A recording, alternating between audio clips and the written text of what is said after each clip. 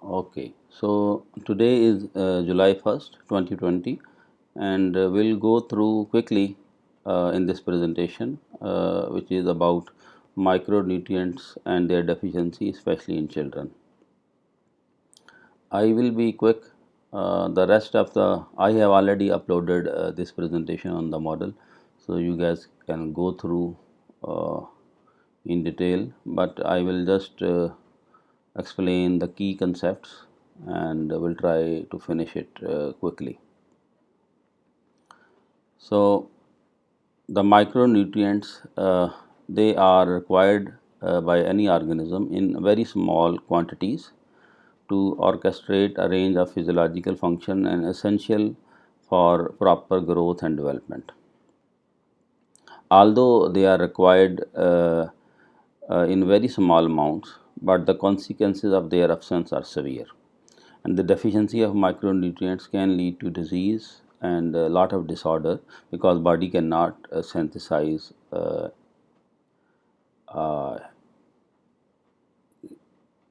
these micronutrients, and they must be supplied in the diet. So they are vitamins and minerals, and they are essential for normal growth and development, and they should be in the diet as we discussed before because body cannot produce. So if we take vitamins first, they can be either fat soluble or water soluble. This slide will give you just an overall view about the micronutrients.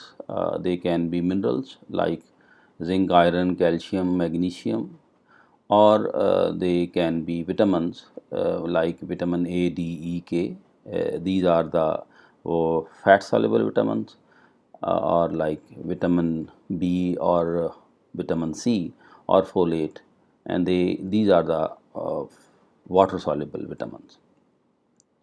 And the major difference between fat soluble and the water soluble vitamins, that if you take excess amount the water soluble vitamins, you don't have toxicity because body can get rid of these vitamins very quickly. But fat soluble vitamins, you have you should not take in excessive amounts because you can have manifestation of their toxicity other than the deficiencies.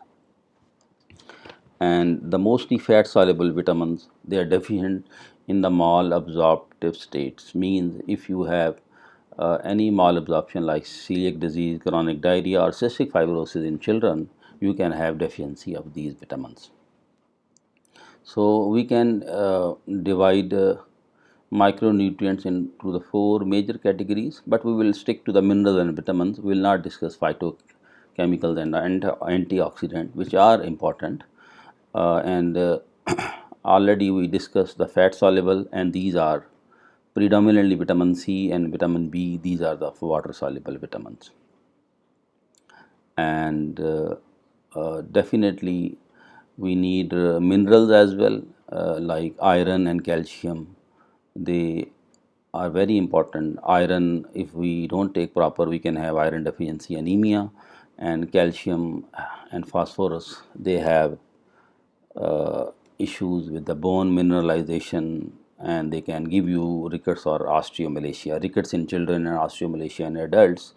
And also definitely you need rest of these macro or micro minerals. We will discuss in detail in the following slides.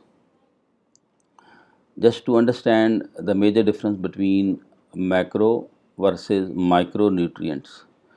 Macronutrients, they required in large amounts, and they are protein, fat, or carbohydrates which we normally take, and they are needed for energy. But the micronutrients, they are small, we need in small amounts, and they are phytochemical and antioxidant, including vitamins and minerals, and they are mainly in vegetables, and they don't need for energy, but they need to help body in various functions of growth and disease prevention.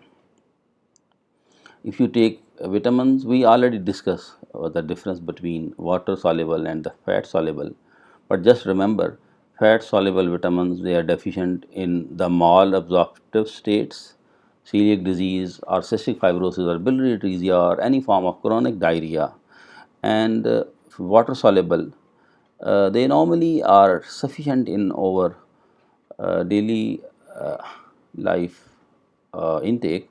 But if for some reason, like if you have increased demand for, like in pregnancy you can have increased demand for folic acid, then you can have the relative deficiency states. Or if you have issues with the absorption of these vitamins, then really you need to supplement your diet with these, otherwise you can have deficiency.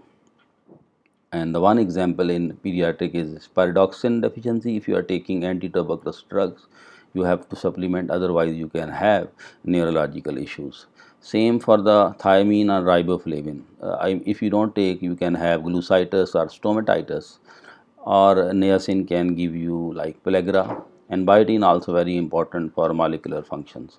And vitamin B12 deficiency, it can give you a lot of neurological problems, especially in the spinal cord issues.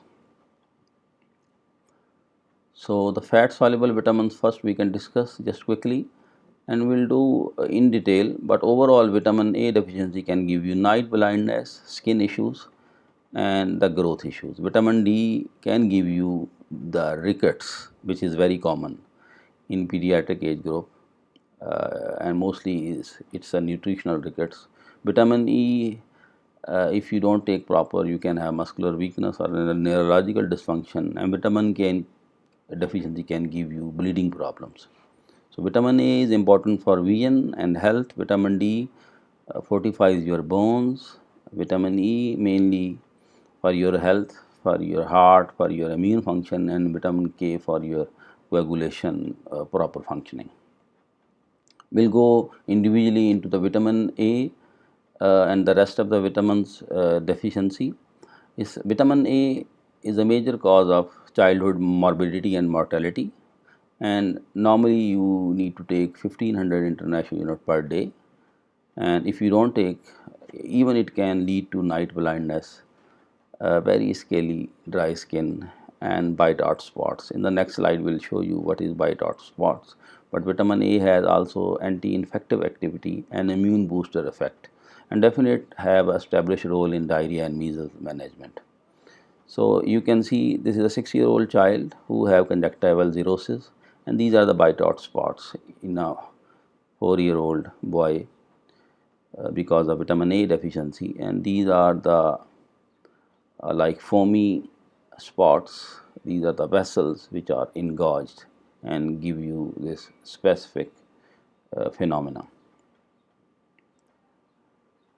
And the routine supplementation is recommended, or if any child who has malnutrition or persistent diarrhea or measles, it should have a 2 lakh international supplementation immediately, and if the child is less than 2 years, then the half the dose. If any child who has vitamin A deficiency established, then need 3 doses of each 2 lakh on day 1, day 3 and day 14. Vitamin D we need for the bone mineralization, calcium and phosphorus absorption, promotes bone health, require for immune function, growth and development. A normal requirement in children is around like 400 to 600 microgram, and it is very important if you don't take vitamin A sufficiently. And the main source of vitamin D is through the sun. So if you you can see here, these are the two sources, sun and diet. Goes into the cholecalciferol D3, it goes into the liver and metabolized to 25 hydroxy, which is relatively weakly active, and then into the kidney, then it is fully active into the calcitriol, which is 125 dihydroxy. And this is normally we supplement if somebody has deficiency states, we supplement with this one, or you can either give this one. So vitamin D deficiency can give you rickets, infantile tetany, poor growth or osteomalacia in adults.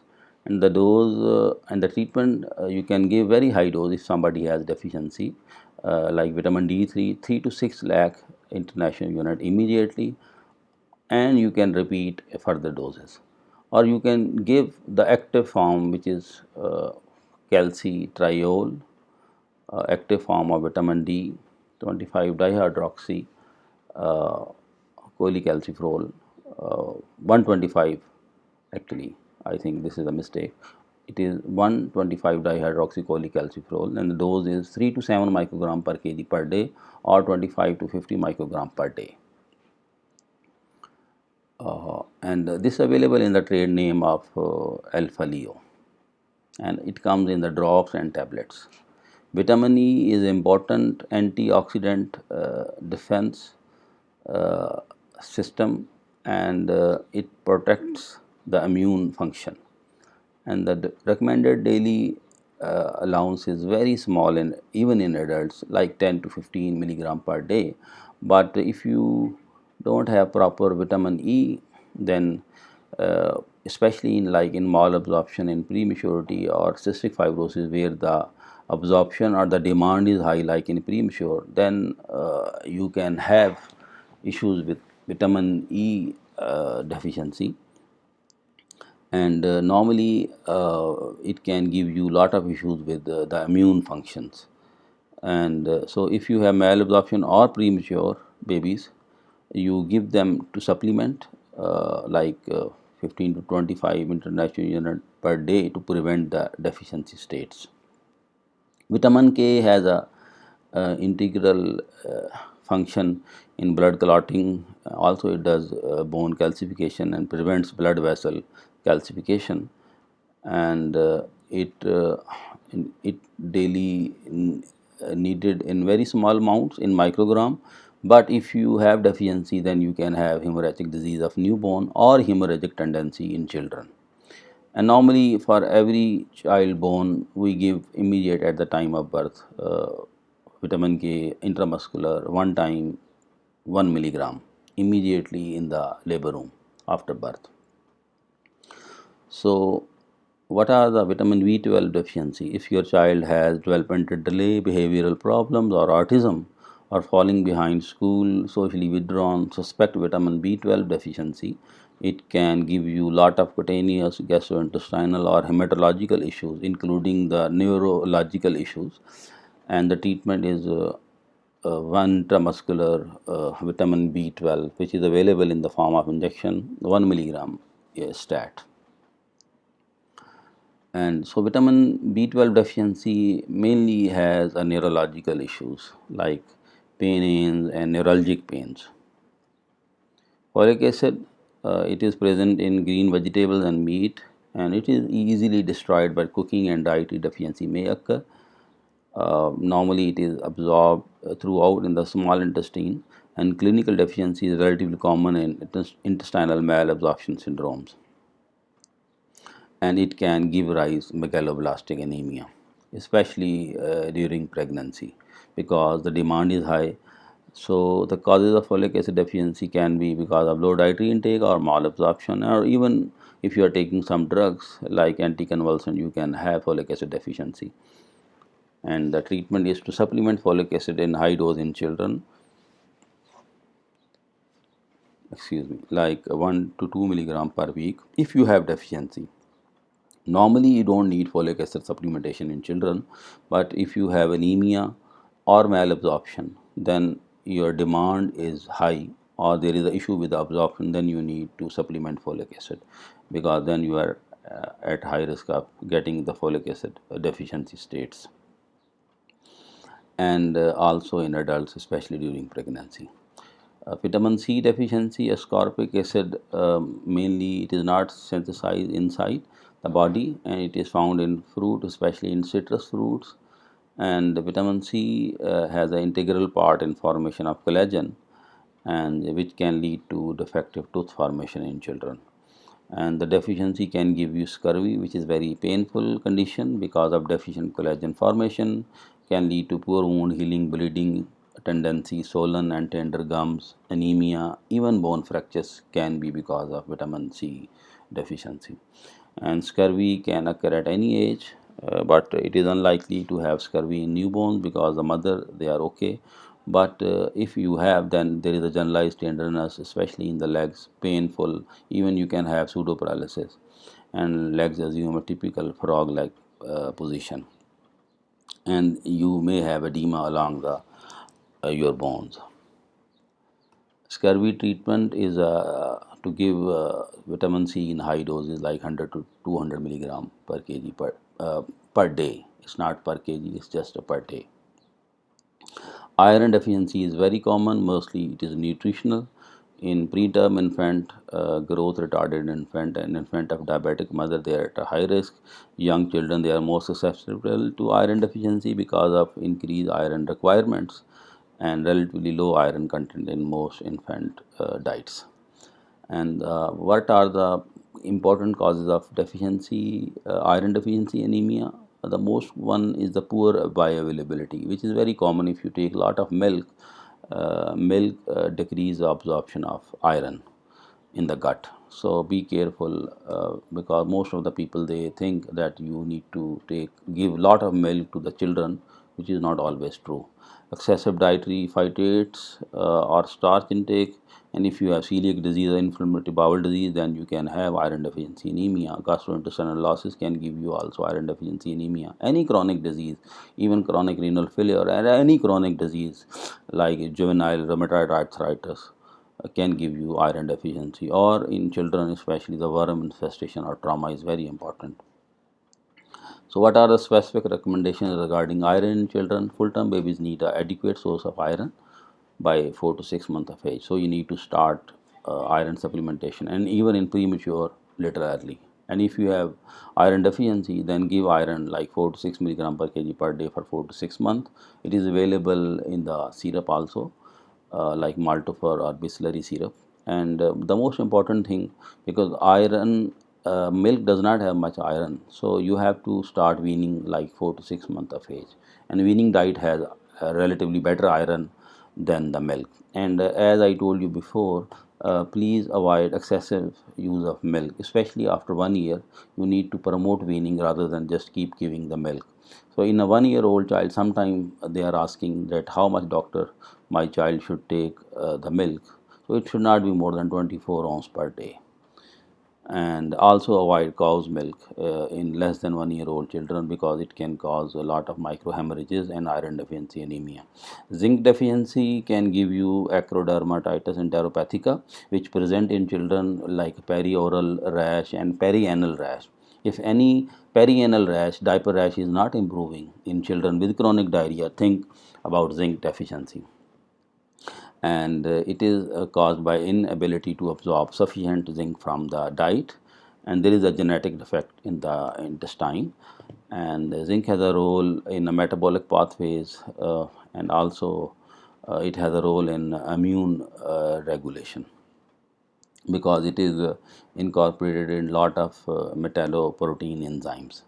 It can give you cutaneous manifestation like dry scaly skin, hair changes, even you can have alopecia, chronic diarrhea, stomatitis, nail dystrophy, growth retardation, irritability and delayed wound healing. You can have intercurrent bacterial infection or recurrent infection in children because of impaired lymphocyte function and impaired free radical scavenger system deficiency. Chronic zinc deficiency may cause a poor growth, lead to growth retardation and delayed development in children. And treatment is to give zinc oral. So it is available with the trade name of like syrup Zincat OD, and the dose is 1 to 3 milligram per kg per day. At least you have to supplement in a high dose for 2 weeks, and it rapidly actually improves the clinical manifestation. So this is my last slide of this presentation. Iodine deficiency. We are living in an endemic area having thyroid and goiter issues because of relatively iodine deficiency in our dietary intake. It is required for for the thyroid hormone synthesis, and it is very, thyroid hormone has an important role in the body metabolism.